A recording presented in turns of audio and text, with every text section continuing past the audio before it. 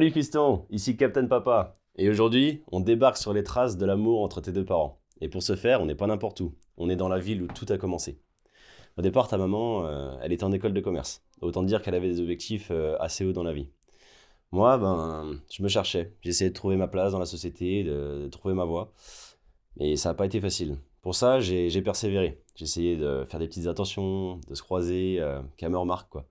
Et c'est quand je me suis rendu compte que ta maman avait les mêmes intentions que je me suis lancé et ça a fonctionné. Qu'est-ce que je disais déjà? Ah oui, donc j'ai pris mon courage à deux mains et j'ai proposé un ciné à ta mère.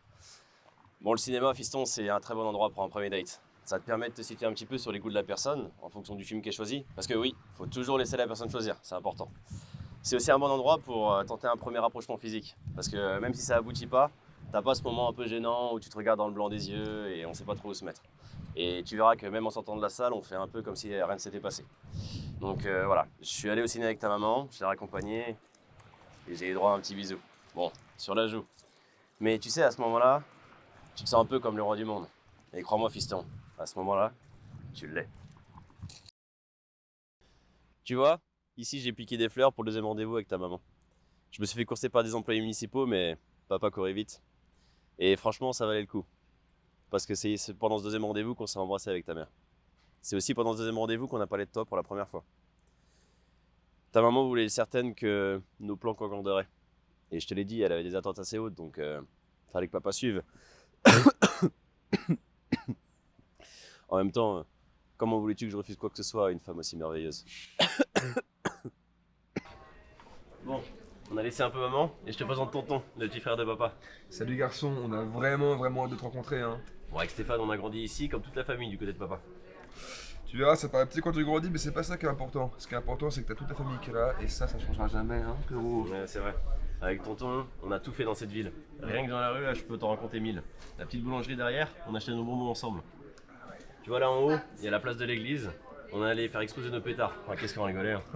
Jusqu'à nos 16 ans, on est allé chez le même coiffeur ensemble. À 15 ans, tonton a voulu se faire un dégradé militaire. On aurait juste dit Fabien Barthez, limite un gros skinhead. Ouais, parce qu'elle mieux que tes cheveux longs et gras, là, il rentrait de l'école et la maman qui criait arrête avec tes musiques de sauvage. Ouais, enfin, je te rappelle que la musique de Sauvage, c'était Louise Attaque, hein. Ça, je me rappelle très bien, ça. J'ai accepté par erreur ton invitation. Ouais. Bon, t'inquiète, papa te fera écouter tout ça. Et je te raconterai même quand on allait les voir en 97. Bah, c'est quoi, ça fait 8 ans déjà? Bah, l'année d'après, on était champion du monde, donc ouais, ça doit être Bah, ça. c'est de vitesse, c'est fulgurant, hein. On avait aussi Tiens, été attends, voir là j'ai le au. médecin qui m'appelle. Attends, je vais gauche.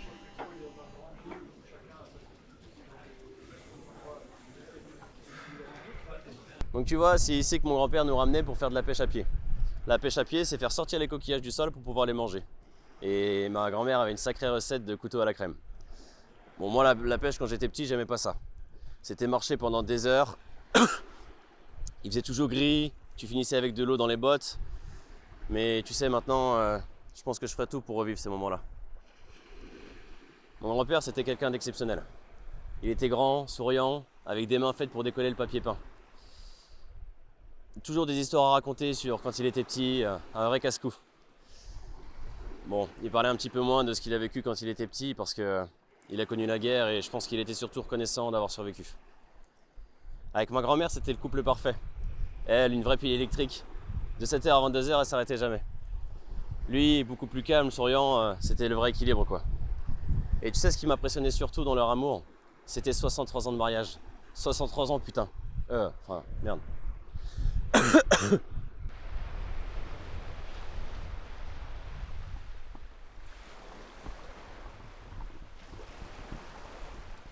Fiston, si je te fais toutes ces vidéos, c'est parce que ça fait plusieurs mois que papa se bat contre le cancer. Si t'es grand, tu sais ce que c'est. Sinon, c'est comme un méchant gangster qui viendrait braquer la santé des gens sans prévenir. Bref, si je te raconte tout ça, c'est pour te dire que je t'aime. Et je veux que tu saches que peu importe où je suis, au moment où tu regardes tout ça, je veille sur toi. Et je serai toujours fier de la personne que tu deviendras. J'espère que j'aurai encore des dizaines d'années pour te le dire. Mais sinon, tu auras ces vidéos de moi pour t'en souvenir. Garde bien tout ça auprès de toi, mon grand. Je t'aime.